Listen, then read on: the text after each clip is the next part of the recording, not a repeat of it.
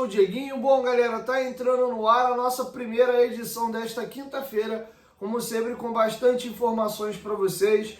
A gente teve uma informação muito importante que foi publicada pelo GE hoje mais cedo a respeito da questão aí do contrato envolvendo o Vasco 777. Boa parte desse contrato foi colocado aí dentro do processo e está exposto. Então, pôde-se ter acesso a muitas coisas do contrato, que era um grande tema, uma grande polêmica, a tal da confidencialidade, as pessoas não terem acesso ao tal do contrato. E agora a gente vai ter acesso a ele, pelo menos de parte parcial. Eu vou trazer para vocês aqui uma espécie de um react da matéria que o GE fez. E a gente vai conversando, debatendo e eu vou opinando aqui para vocês a respeito da matéria e do vazamento de boa parte do contrato, beleza? Então deixa o like aí no começo do vídeo que ajuda bastante o meu trabalho. É novo por aqui, tá chegando pela primeira vez, se inscreva aí e ative o sininho das notificações. Nós gravamos em média de 2 a 3 vídeos por dia aqui no canal e você vai ficar sempre bem informado. Antes, lembrar vocês também que a Betfair é patrocinadora master do Vasco da Gama e nossa parceira aqui no canal. Ao se cadastrar na Betfair, você ganha até R$600 para fazer apostas grátis. São R$15 durante os 40 primeiros dias do cadastro. Você pode participar de 10 super preços, que são as promoções que eu trago aqui para vocês no canal. E também vocês têm direito a utilizar aí 10 super cotações. A grande novidade é que a Betfair está fazendo uso também agora de Pix, beleza? Betfair, parceira do canal Futebolaço. Lembrando, você tem que ser maior de 18 anos e se divirta com responsabilidade. Isso não é renda extra, isso é para você apenas se divertir. Você pode ganhar, mas você pode perder também, então seja responsável, beleza? Betfair, parceira do canal Futebolaço. Link tá aqui, ó, no primeiro comentário fixado. Dito isso, galera, vamos seguir agora aqui com a matéria do GE. 2 anos após a assinatura dos contratos que selaram a venda da SAF do Vasco para a 777, os documentos se tornaram públicos em ação ajuizada no Tribunal de Justiça de São Paulo. A juíza Melissa Bertolucci negou o pedido por segredo de justiça e possibilitou a abertura deles. A ação corre na 27ª Vara Civil e foi apresentada pela KPMG, consultora que intermediou a venda para os americanos. A empresa teria direito a 24 milhões e meio pelos serviços prestados ao clube, mas alega ter recebido apenas 6,6 em setembro de 22 e a haver pagamentos atrasados. Eu vou fazer a primeira pausa aqui, cara, e um negócio que me incomoda bastante. Todo mundo tem que ganhar o seu dinheiro, né? Todo trabalhador é digno do seu salário. Agora, peraí, cara, a gente está assim, banalizando as coisas. Vocês têm noção do que são 24 milhões e meio de reais? Cara, é muita grana. A gente está falando aqui de algumas Mega Sena. E uma empresa de consultoria que vai fazer a intermediação da questão da SAF ganha 24 milhões e meio. Cara, é muito dinheiro. A gente está falando da compra do esforço aqui, para vocês terem uma ideia. A gente pode pegar alguns jogadores do elenco e dizer: isso aqui dá para comprar um David meio, isso aqui dá para comprar um Sforza, e por aí vai. Não estou nem entrando no mérito de jogadores, vale ou não vale isso não. Mas já são cifras bem legais para futebol. Agora, para intermediação, 24 milhões e meio. O Vasco já pagou 6,6 milhões, que é muito dinheiro, e ainda está devendo uma fortuna. E agora foi para a justiça. E detalhe, tá? Deve-se, paga. Botou no papel, assinou, tem que sustentar e honrar. Não estou entrando no mérito da ação não, tá? A ação está correta, legítima. O Vasco deve ter que pagar e ponto. Agora, eu acho que a galera no futebol está perdendo completamente a noção, cara, das coisas, dos valores. É surreal. Mas vamos lá. Inclusive, eles alegam ter recebido isso aí em setembro de 22. Beleza? Já tem 2 anos aí praticamente, ó. Como diz o Zé Comé, chupa. Sem direito ao segredo de justiça, pedido pela consultoria e negado pela magistrada, o GE teve acesso às 394 páginas do processo, dentre as quais consta o acordo de acionistas assinado por Vasco e 777, cujos efeitos foram suspensos por decisão judicial em maio deste ano. Ainda não é possível ler todas as informações sobre o negócio. Em resumo, existem dois documentos fundamentais para compreendê-lo. O acordo de acionistas, que é a regra, que regra o relacionamento entre os sócios da SAF, e o contrato de investimento, que detalha questões financeiras. Apenas o primeiro foi anexado na ação judicial, então só ele foi revelado. Para explicar aqui, o Vasco tem dois contratos aí na SAF, entre a 777 e o Vasco, representado ali dentro da Vasco da Gama SAF. Um é o acordo de acionistas, que é o que ficou público, que é o que cada um deve, o Vasco pode fazer isso, a dona da 777 pode fazer aquilo. Se você não fizer isso, essa aqui é a pena. Você tem essas metas aqui para poder bater, senão você é penalizado. Para ambos os lados. As questões ali mais financeiras do negócio, do business, metas, etc. ali, isso aí não está no contrato. Ou seja, metade do contrato aí entre Vasco da Gama e 777 está público, está lá no processo. Beleza? E o processo não corre em segredo de justiça, então qualquer um pode pegar e ter acesso ao contrato, a esse contrato dentro da ação, tá bom? Beleza? Então vamos seguir aqui.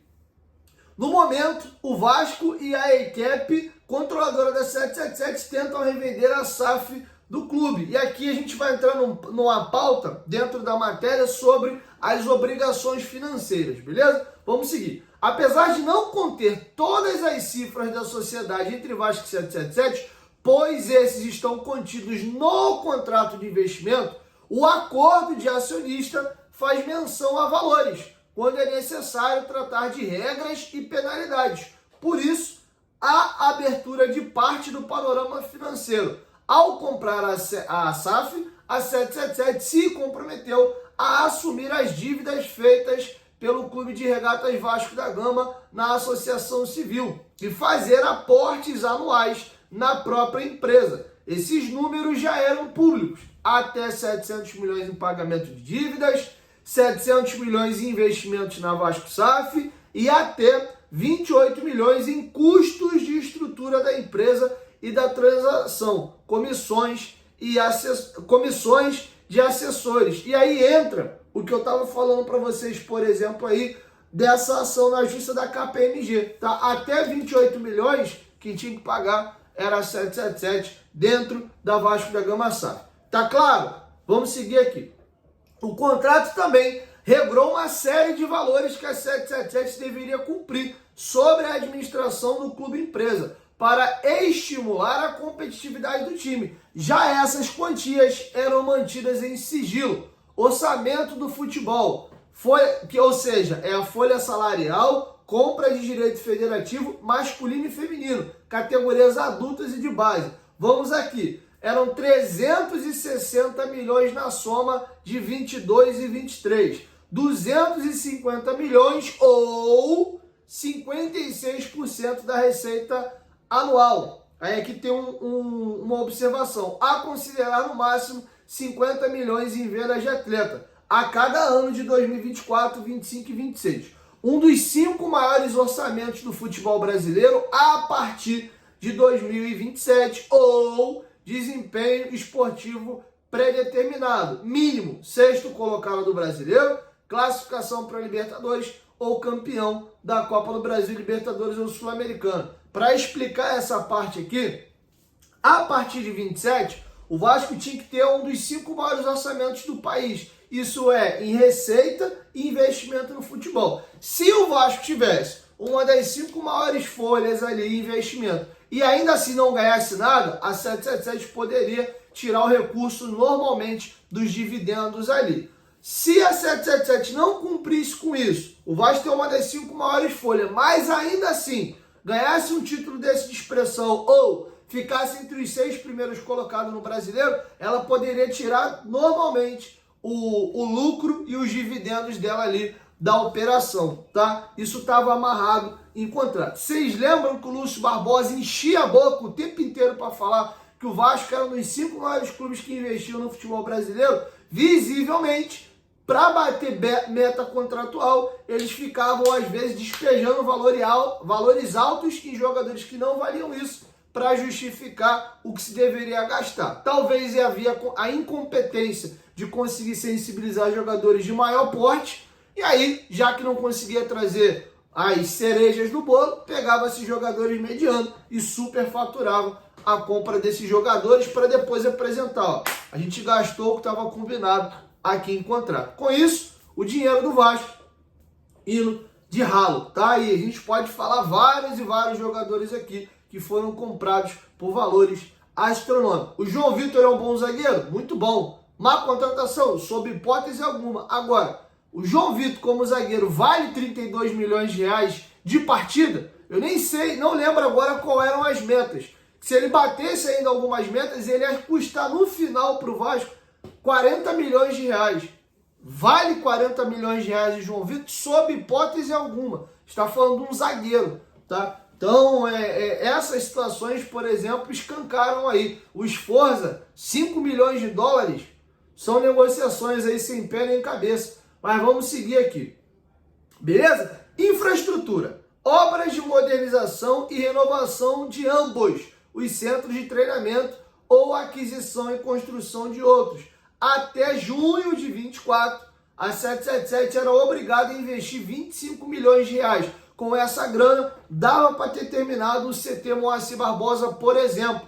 E isso não aconteceu. Eles sempre empurravam com a barriga e metiam aquele migué de que como é que eles vão botar a grana e fazer todas essas obras no CT, já que o terreno pertence à prefeitura. Eles só iam fazer se a escritura fosse passada em definitiva para o Vasco. O Fluminense tem um CT melhor que o Vasco, investe todo ano no CT e é o mesmo contrato, e não impede a diretoria do Fluminense de investir no centro de treinamento, tá bom? Então, para mim, era uma bengala e uma muleta para não se fazer um investimento obrigatório por contrato no CT. Vamos seguir agora aqui. Caso a 777 não cumprisse alguma dessas obrigações financeiras, ela seria vetada de distribuir dividendos para os proprietários ao término do exercício. Ou seja, mesmo que a SAF desse lucro, esse dinheiro não poderia ser recolhido pelos americanos ao fim de cada ano. Nesse trecho do contrato, também foi estabelecido que o Vasco deveria ser o carro-chefe, a flagship do grupo na América do Sul. Se outro clube de futebol fosse comprado no continente, ou seja, aqui na América do Sul, o time seria sempre preferido internamente nas disputas de competições, tá? E aqui, enfim, deixa eu concluir aqui e no final eu vou fazer minhas considerações. Eu vou guardar um pensamento aqui que eu falo no final. Falta de pagamento.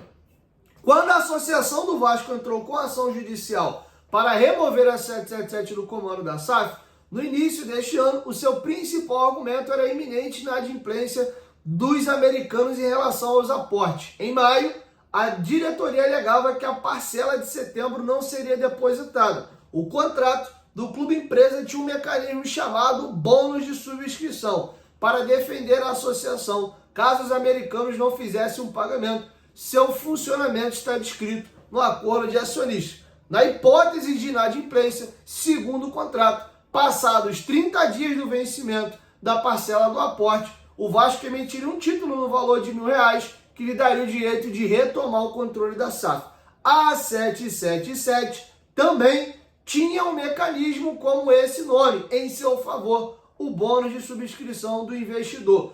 Permitia que o grupo, mesmo inadimplente há mais de 30 dias, pudesse voltar para a SAF imediatamente ao depósito do aporte, acrescido de juros. Isso só poderia acontecer uma vez, caso a 777 voltasse a ficar inadimplente, não haveria retorno. Para exemplificar, o Vasco está para receber o aporte da 777. Eles não fizeram, tem prazo de 30 dias para pagar. Não pagou com juros dentro do prazo, o Vasco ativa a cláusula, paga R$1.000, retoma o controle. A 777 pode ativar essa cláusula uma única vez, e aí ela fazer o aporte e retomar o controle. Aconteceu de novo no segundo aporte, aí acabou, atrasou, um abraço, o Vasco paga ali, retoma e Zé Fininho, encerrado o assunto. Só poderia acontecer uma vez. Lembra que a 777 atrasou o aporte já no primeiro ano? O Salgado tinha a opção de fazer a ativação dessa cláusula e ele não fez. Ele entrou numa conversa com os americanos que prometeram fazer o pagamento e ele foi postergando e o dinheiro veio caindo, pingado, né? Não veio todo de uma vez. Alegou-se que era feriado nos Estados Unidos, aquela situação toda, e o dinheiro veio a conta-gota ali e bateu, né? Com atraso, eles pagaram juros, mas o dinheiro bateu. O Salgado já poderia ter acionado essa cláusula lá e não acionou, tá bom? Vamos seguir agora aqui para um outro tema chamado revenda da SAF. O acordo de acionistas impunha restrições a 777 na negociação da SAF Vascaíno, durante o período chamado de lock-up, até o pagamento de todos os aportes. O investidor não poderia vender o clube empresa para terceiros, enquanto não tivesse terminado de aportar os 700 milhões. O único meio que a 777 tinha de viabilizar esse tipo de negociação, se chegasse a um acordo para revender a SAF, era a antecipação do pagamento de todo o aporte, isso é, da quantia que estivesse pendente no momento de assinar o contrato com o novo proprietário. Havia limitações para o perfil de quem fosse comprar a SAF. Nem a Associação do Vasco, nem a 777 poderiam vender participações para clubes e empresas que fossem entidades esportivas no Brasil ou no exterior, pessoas que fossem controladoras direto ou indiretamente de entidades esportivas no Brasil, membros ou ex-membros nos últimos 3 anos de administração do clube ou entidades esportivas. Vou explicar para vocês aqui. A revenda poderia acontecer antes da integralização completa do aporte. Se a 777 falar assim, Vasco, o grupo do Liverpool, estou dando um exemplo aqui, tá? O grupo do Liverpool quer comprar de mim aí as minhas ações na SAF, beleza? Tô de acordo aqui, vou vender. Eles me fizeram uma proposta pelo que eu paguei, mais uma grana. Valorizei a SAF aí, vou realizar lucro. E aí eles fizeram um aporte de 120 milhões, beleza? E eles tinham aí mais um valor para aportar. Aí o Liverpool chegava lá na 777, ó, toma aqui 200 milhões, tô dando um cenário hipotético, tá? Toma aqui 200 milhões, tu pega os teus 120 de volta, bota 80 milhões no bolso, realizou lucro de 80 milhões. Pô, a 777 tinha aqui que aportar 700 milhões no Vasco. Até o presente momento só tinha pago 120. Então o grupo do Liverpool era obrigado a chegar no Vasco com 580 milhões e pá, Vasco, tá aí, ó. Os aportes que iriam acontecer para os próximos anos, eles eram obrigados a antecipar e pagar tudo numa porrada só. Pum! Então, ó, Vasco, a 777 saiu, integralizei todo o valor que eles tinham que pagar para frente, comprei a parte dele, eles pegaram um pedaço já de lucro, né, 80 milhões a mais botaram no bolso e agora a gente é sócio, beleza? Isso poderia acontecer. A empresa que poderia comprar a 777 do Vasco teria que cumprir alguns ritos. Quem não poderia, sob hipótese alguma, comprar a SAF do Vasco? Aí é isso aqui, ó. Clubes e empresas não poderiam comprar o Vasco, seja brasileiro ou do exterior. Vou dar um exemplo aqui. O Bayern de Munique é um clube empresa, beleza? Ele é majoritário nas ações, mas ele é um clube empresa. O Bayern não poderia chegar aqui e comprar o Vasco, ter o Vasco como a sua filial, né? Ó, oh meu Deus do céu, a matriz, e o Vasco é minha filial. Comprei a minha, venho aqui, pego o jogador da base, faço o que eu quero. Isso não poderia acontecer. Grupo, como o Grupo City, por exemplo, pode.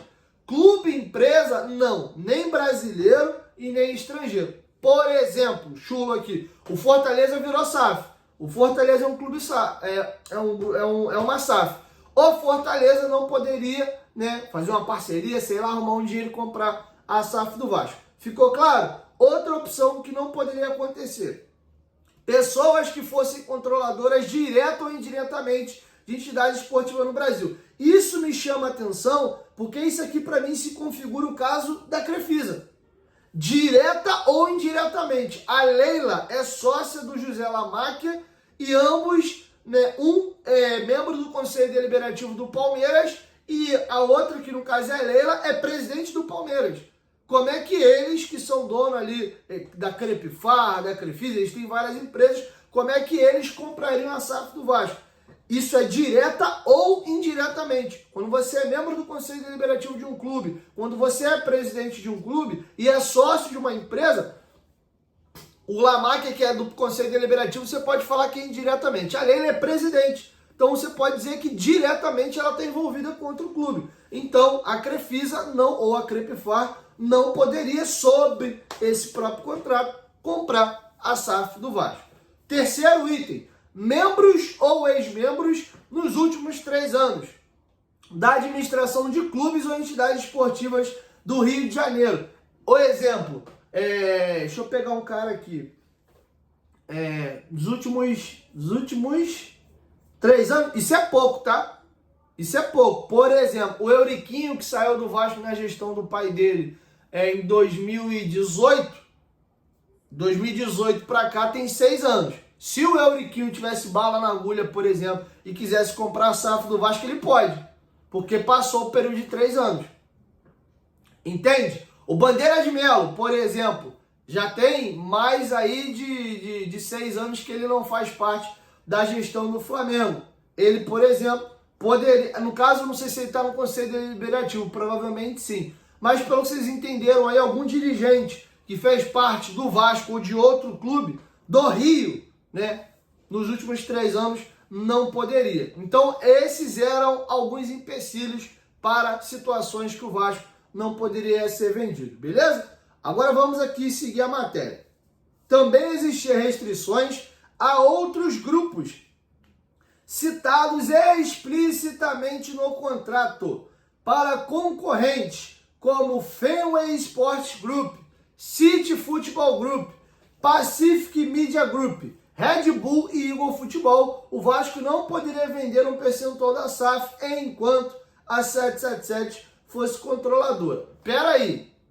Aí agora aqui me abre um sinal de alerta. Sabe por causa de quê? Eu estou tentando puxar na memória.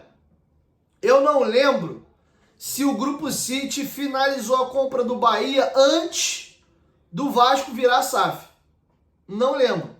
Não lembro qual que finalizou primeiro. De verdade, eu acho até que a 777 finalizou a compra do Vasco antes do Grupo City comprar o Bahia. Até porque eles tentaram comprar aqui, o Salgado não quis e eles pularam lá para o Bahia. Mas no contrato tá dito que Fenway Sport Group é o grupo do Liverpool, e isso aqui me chama a atenção. Grupo City, Pacific Media Group, eu não sei qual é. Red Bull, né? Faz até sentido. Como é que esse grupo vai ter o Vasco e o Red Bull aqui no Brasil? Não faz sentido nenhum. Acho que faz jus. A Eagle Futebol, que é do John Textor, já tinha comprado o Botafogo há tempo. Também não faz sentido o John Textor comprar o Vasco e o Botafogo. Ia virar zona. Também estou de acordo. Agora, o Grupo City, aí vai depender de quando o Bahia foi adquirido. Depois de ter adquirido o Bahia, realmente não faz sentido. Agora, por que a Fenway, que é o grupo lá do Liverpool, e essa outra que eu não conheço, Pacific Media, estão vetadas? Será que eles detectaram as principais empresas que teriam condição de comprar e vetar elas já em contrato para elas não serem possibilitadas de comprar a SAF do Vasco? Isso tá esquisito.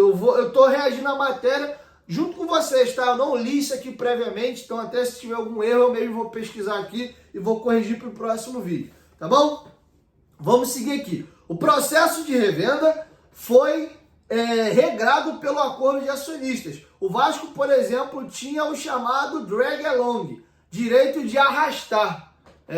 Suponha que a 777 não fizesse o pagamento da parcela do investimento. O clube usasse o bônus de subscrição e recuperasse o comando da SAF com mais de 50% do capital social da companhia. Nessa hipótese, o Vasco tinha por contrato o direito de obrigar os americanos a vender o percentual que eles ainda tivessem da SAF, caso chegasse uma oferta de um novo comprador, pelo mesmo preço e pelas mesmas condições que o próprio clube teria negociado. Como a 777 ainda não havia integralizado o valor suficiente para se tornar controladora definitiva da SAF, a quantia investida até maio era equivalente a 31% do capital. Este poderia ser o quadro. No entanto, a atual diretoria do presidente Pedrinho optou por outro caminho, com a suspensão dos contratos por via judicial em maio. O que ficou claro aqui para mim, pelo menos a minha interpretação, é que eles adquiriram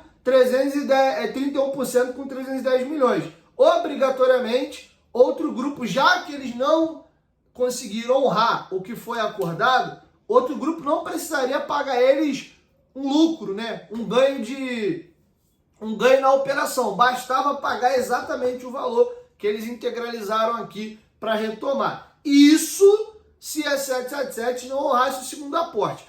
Como a gente não chegou até setembro, o Pedrinho antecipou e foi para a justiça primeiro, aí eu não sei como é que fica a situação, porque a gente não chegou ao mês de setembro, a 777 não fez o pagamento, passou 30 dias, ou seja, agora o mês de outubro, e aí o Vasco ativou o bônus de subscrição com os R$1.000 e retomou o controle. A gente não chegou nessa etapa. Até o ano passado, o aporte havia sido pago. Então, é uma dúvida que eu fico com relação a isso aqui. Minhas considerações finais, ficou confuso um pouquinho essa questão aqui dos grupos que não poderiam comprar. Vou até buscar quais são alguns grupos, como esse Pacific Media Group, que eu não conheço, e vou trazer para vocês mais detalhes no próximo vídeo. O que eu vejo aqui, ou seja, são dois contratos, um deles vazou, que é o contrato de acionista. Eu vejo muita coisa boa no contrato que protege o Vasco. E para mim aqui, sem ter acesso ao contrato e a outra parte, o que está sendo veiculado, eu divido aqui a minha opinião em dois detalhes. Aparentemente, tirando essa questão das empresas que não poderiam comprar, eu preciso entender melhor isso aqui, mas aparentemente o contrato não era ruim. A grande merda e a grande cagada aqui foi vender para a 777. Aí eu abro um parêntese aqui, né? Vamos abrir um parênteses. Eu não sei qual foi a intenção de quem vendeu. Onde está querendo chegar com isso aqui, Dieguinho? Já diz minha mãe, coração dos outros é terra que ninguém pisa, porém, até que se prove o contrário, todo mundo também é inocente. Vamos também, né, ser correto aqui com as coisas. Eu não sei se já sabia-se que o grupo era duvidoso e era esquisito e ainda assim vendeu, e aí você pode alegar má fé, porque já sabia e você mesmo assim fez, ou eles também foram tapeados. A grande discussão para mim aqui é essa. Houve dolo, fez-se na sacanagem, já sabia que ia dar merda, aí as pessoas têm que ser penalizadas e responsabilidade. Ou não, havia-se boa intenção, a 777 ficou disposta a honrar essas cláusulas contratuais que foi o Vasco que desenhou e fez, e cara, eles estão dispostos a pagar isso aqui, então beleza, foi o que topou pagar as nossas condições. Porque o contrato em si, pelo menos do que está público, disso aqui, eu não achei ruim não, tá? Não achei ruim não. Eu discuto o valor, era para ter vendido por 700, era para ter vendido bem mais. E aqui também cabe um comentário. A gente se apega muito ao valor que o novo proprietário está pagando. Exemplo, o Botafogo vendeu 90% das ações dele por 400 milhões. O Vasco vendeu 70% por apenas 70% das ações. Se você olha só isso, você fala, a venda da SAF do Botafogo foi uma porcaria e o Vasco foi bem melhor. Tu com certeza troca a 777 pela Eagle Hold e um John Textor. A gente se apegou muito ao percentual e ao valor e não atentou para quem de fato ia comprar. É melhor o proprietário novo pagar não tão caro no clube, que inclusive daria um fôlego maior para ele investir no clube, ou se jogar o valor da aquisição lá em cima para um proprietário que talvez ou vai ser mau gestor ou não vai investir tanto. Entende a diferença? Então isso serve até de experiência para o próximo. Ao invés de a gente focar tanto no valor que a SAF vai ser vendida, a gente tem que se preocupar com quem está comprando. Porque o dono é dono. Se ele vai pagar 100 milhões, se ele vai pagar 1 bilhão, eu estou mais preocupado em como é que ele vai gerir. Porque no final das contas, o lucro, né, ou o prejuízo vai ficar para ele. Vamos lembrar aqui que, por exemplo, essa própria venda do Vasco é uma venda, se você para analisar assim, e de linhas gerais, eu não sei se todas elas, tá? Mas é uma parada meio estranha, porque, por exemplo, eu tenho essa camisa aqui. Você que está me assistindo em casa, Diego, quero comprar tua camisa. Quer? Beleza. Ó, essa camisa aqui, quando ela foi lançada, ela custava 350 pila. Ela é uniforme 2023, já tem um ano já, né? Já estamos indo para o uniforme agora 24, 25. Tá usada, tá em bom estado. Te vendo ela por 220 reais. Topa pagar? Top. Beleza? Você vai me dar o dinheiro, eu te entrego a camisa. Beleza? O dinheiro fica comigo, você fica com a camisa. A venda da SAF do Vasco não foi bem assim. Você transferiu parte da dívida ou a SAF se comprometeu em pagar até 700 milhões e a integralização do recurso não foi na associação, foi na SAF que o novo acionista é dono. Eles botaram dinheiro no negócio que é dele mesmo. Entende um pouquinho a diferença da situação? Entendeu? É como se eu tivesse... É porque assim, a camisa não dá para fazer obra e investir nela. Mas uma casa... É como se você comprasse a casa de mim e ao invés de você me dar o dinheiro, você assume a casa e investe na casa. Ó, a casa, sei lá, você paga algumas dívidas, né? Ó, você tem dívida de IPTU, luz, né? Sei lá, outras coisas oriundas da casa que você se compromete a pagar as dívidas da casa e o restante você tem que investir na casa. Aí você fica com 70% do bem da casa, né? Da propriedade da casa e os outros 30% é meu. Acho que vocês conseguiram compreender mais ou menos, né? Casa você não fatia assim, né? Cada um tem um pedaço da casa, né? É diferente, é um único dono, uma família que é dona ali do bem. Mas enfim, acho que vocês conseguiram entender um pouco a analogia. Eu não quis usar empresa de exemplo, porque a gente está falando de uma outra empresa. Então, falaria dentro da mesma linha de raciocínio. O comentário que eu queria fazer aqui para finalizar é essa discussão que eu fico no meio do caminho aqui. O contrato realmente era ruim ou o problema nunca foi o contrato? O problema talvez era não expor o contrato, as pessoas não terem acesso ao contrato. Talvez isso era um problema, mas o contrato em si parece que nem era tanto o problema. A grande cagada, a grande merda aqui foi ter vendido para 777, a forma como foi vendido, nunca chegou, galera, ó, tem 5 propostas na mesa aqui, a 777, a do Joaquim, a do Manuel, a do Bira, a do Zezinho. Ó, vamos analisar qual é a melhor da proposta aqui. E aí todo mundo, ou o quadro social do Vasco, teve acesso. Ó, essas 5 empresas que querem comprar, a proposta desse é essa, desse é essa, desse é essa, desse é essa. Aí o Conselho Deliberativo filtra. Ó, a melhor proposta aqui é essa. Aí vai para votação. Beleza, a gente sabia quais eram essas propostas. Até hoje ninguém sabe. Passa a impressão de que tinha que vender para 777 ponto. Inclusive, soa como venda casada e um pouco de maracutaia quando antes da implementação da SAF, da aprovação da proposta, a 777 empresta 70 milhões para a gestão do Salgado. A gente sabe que o Vasco não tinha condição de devolver aquele dinheiro, logo você se vê amarrado e obrigado a vender para eles e aprovar a SAF para eles. Por quê? Reprova a implementação da SAF, ou aprova a implementação da SAF e recusa a proposta da 777, beleza, não comprei a tua SAF, agora me devolve os 70 milhões aí com juros.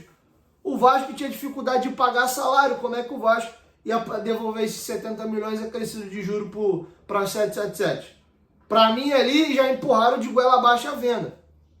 Então, essa para mim que é a discussão. Infelizmente, a conversa cai muito para um lado, às vezes mesquinho, meio que até essa discussão idiota de esquerda e direita na política nacional.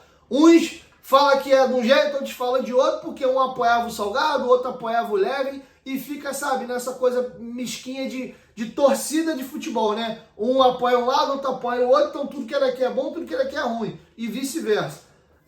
Não vou entrar nessa discussão vazia e rasa. Eu acho que a gente tem que se atentar aqui. O contrato realmente era bom ou era ruim? A empresa que comprou era ruim, já tá claro para todo mundo, né? Agora, essa empresa ruim que foi escolhida foi com sacanagem, foi de propósito, já sabia, e aí fez de tudo para vender para ela, ou foram enganados também, porque vamos lembrar que eles compraram uma porrada de clube ao redor do mundo, foram 6 ou 7, compraram outros negócios, clube de basquete, companhia aérea, eles mexeram com várias atividades, pegaram empréstimos com resseguradora, com empresa inglesa, com empresa americana, deu-se essa confusão, essa cagada aí. Teve aquele oligarca russo que emprestou uma grana e tomou um calote deles para eles adquirirem as ações do Sevilha. Então, gente enganada e enrolada por eles teve aos montes. Se eles enganaram várias pessoas, não estou dizendo que é o caso específico do Vasco, por que não eles também não podem ter sido enganados aqui, tá? Então, acho que é aqui que a discussão tem que ficar, tá bom? Mas, enfim, use o espaço para comentários aqui embaixo para vocês discursarem, dar as suas opiniões. Lembrando, sempre com respeito, com educação, não tem problema concordar e nem discordar, mas só não seja um idiota. Dê a sua opinião de boa aqui embaixo com educação, beleza? 1, 2, 3, futebolaço, tamo junto, família. E logo mais, ou amanhã eu volto com a segunda ou primeira edição de sexta-feira, beleza? Tamo junto.